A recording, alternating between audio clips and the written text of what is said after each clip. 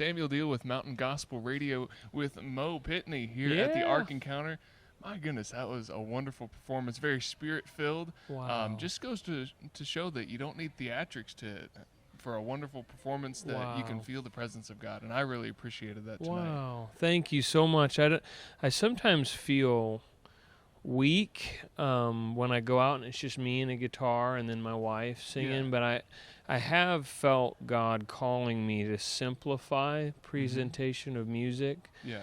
And I don't know if it's just getting back to that front porch feel of just telling the stories of a song and why you want to sing it, and not having all the lights, camera, and action. I don't know why he's encouraged me, but I do often go out and I'm like, I wonder if people think I'm not taking this seriously or something. But it does give some freedom to just follow the Spirit. Sure. If there's not too many moving parts, if we're not following a video prompt or anything like that, I just kind of move with whatever I feel Him saying to do next. Yeah, and that's been freeing. Yeah, so. And that's the most important thing is doing what He wants, and I think more people are reached that way as well. Yeah. So tell me what got you interested in music and a singing career, and what you're doing now. Yeah, the singing career part was kind of an add-on. Music for me, my dad was a musician. He's a banjo player and a steel guitar player. My grandparents were in a traveling Southern gospel quartet. I sang in church. I sang at bluegrass festivals. I sang old country music, and I just fell in love with music because it was in me. I got it from all my grandparents and parents on every side you could think of. I got music. And so I never thought that I would make it a career, but it just kind of happened one step at a time. Okay. By the time I was 18 or 19, God had opened some doors to talk with some people in Nashville. And ever since I've had the opportunity to turn it into a career, I think I've been trying to get back to that childhood, sitting on the edge of the bed love of music. And I feel like this time in my life, I am getting the best of both worlds. I have the opportunity to support my family with daily bread, but then also not feel the pressure of being a big singing star or something like that. I still feel like a kid that's just sharing my heart with songs that I love. That's awesome. That's wonderful. It was wonderful to have your wife here. She was wonderful singing with you. How often does she get to travel with you? Well, this is part of kind of a new transition. My sister sang with me a lot. My sister just had her first baby. Her name's Holly Pitney, an amazing singer, and probably going to make records herself and travel with her, and then her husband, Wyatt McCubbin. And my wife is going to start singing more often. I'll still do a lot of singing with my sister as well. Okay. But it's just starting to make more sense that my wife, who's an amazing singer, who's going to be bringing the babies along and kind of staying a family unit out on the road, will be singing with us a lot more often. And I would like to make an album, have a dream in my heart. She plays clawhammer, banjo, and fiddle. Okay.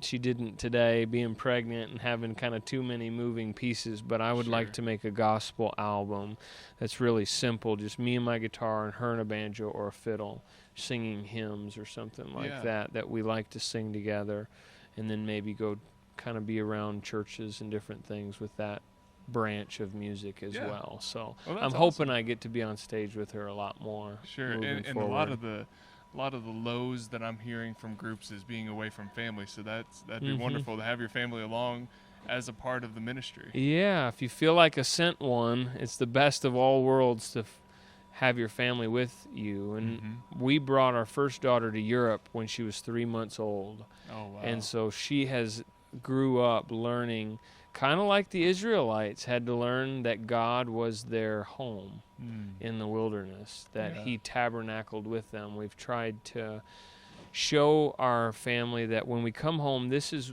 in the physical realm what home is. But when we're traveling, everything that home is to us at home can be true in the presence of Jesus if we're in a hotel or anywhere, because He is our security and home. And so we've tried to train them in that from an early age so that we can also be together in traveling and playing music. Well, that's great. What inspires or motivates you as a musician? Well, I think that it's fragmented. Like anything that God has made, that I love starts to trigger ideas for songs, but Mhm. I see them like always trickle upward to ultimately praise to the creator of those things that I love. So Yeah. I've written songs about dogs, I've written songs about hunting and fishing, I've written songs about banjos and steel guitars or my family or my wife, but ultimately, if I didn't have that deep anchor of glory to God for all of the beautiful things that He's made, I don't think I'd have that overflow of inspiration. Jesus says, whoever believes in Him, out of their bellies will flow rivers of living water. And that feeling of inspiration for music, singing, writing, feels like that. In as much as I stay close to Him, I just feel this inexhaustible well of water that keeps coming of inspiration. That's wonderful. That only comes from Him. We can't create that. Right. So talking about the the creativity side of it, I heard a lot of originals tonight that I've never heard. I'm sure you wrote. Yeah. Those were wonderful songs. So Wow. what's kind of the process of that creativity when writing a new song? Yeah, when I first moved to Nashville, I don't think I'd been born again yet, and I'd learned the tools of writing songs, and it felt like I was building songs, and I think that was good because I kind of learned how a chorus should go, how a verse should go. It's like my mind was shaped around songwriting. But then when I received the Spirit, I was still writing songs in that way that I'd originally learned. But there'd be these times I'm driving down the road and I could hear a song. Yeah. I'm literally in my heart. I can hear the melody, the harmony, the words, and I just turn my phone on and repeat what I hear. Sure. And the more that I make my music gospel-centered, the more I experience that. And I'll just get a chorus while I'm driving down the road or walking through the woods, like the song When the Children Cry. Yeah. I was driving down the road and I just heard, when the children cry, da-da-da-da-da, da-da-da-da-da. And the next night I was sitting on a log in the woods and all the rest of the words came. And so anymore, I don't feel like the process is something that I'm strenuously trying to produce on my own, but it's kind of like entering God's rest and getting stuff done, but just receiving from His hand the life and inspiration and songs He wants to give that He thinks will be helpful to the life He's given me. Sure.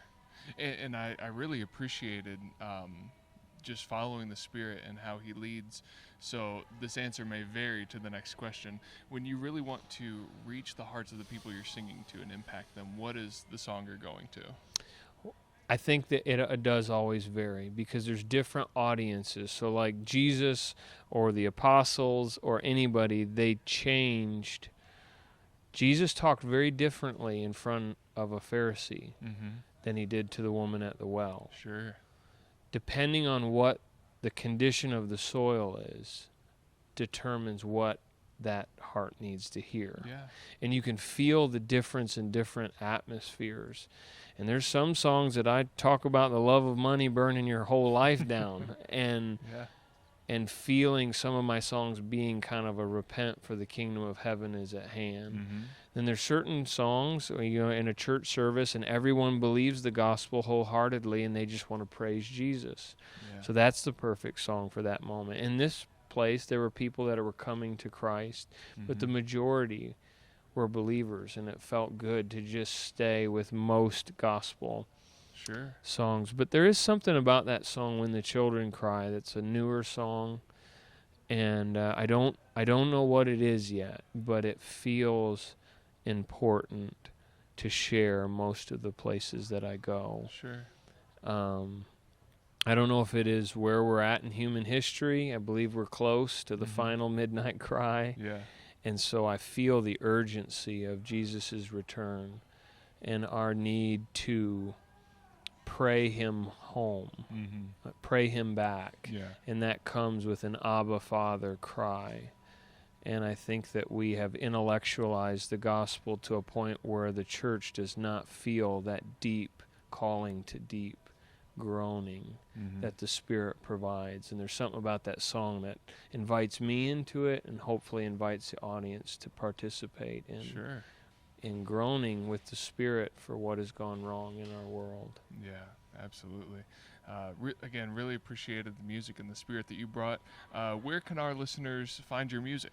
So I have 2 albums out, and you can find both of those albums with a couple extra specialty projects that I've been involved with. You can find them on Spotify, Pandora, and iTunes or whatever. Okay. And then YouTube, you'll probably come across some of these newer songs, but just from somebody's cell phone, videoing it from YouTube, which I think is fine and special, because people ask, you've got all these new songs and they haven't been recorded.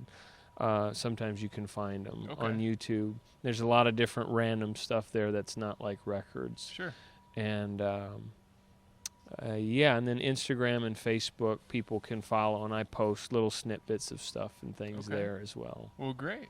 Well, again, thank you for your ministry, for your heart, and for taking the time to talk with us this evening. Thank you, Samuel. Appreciate it. Appreciate your questions. I can tell that someone has good questions when I feel like I have an answer to what they're asking.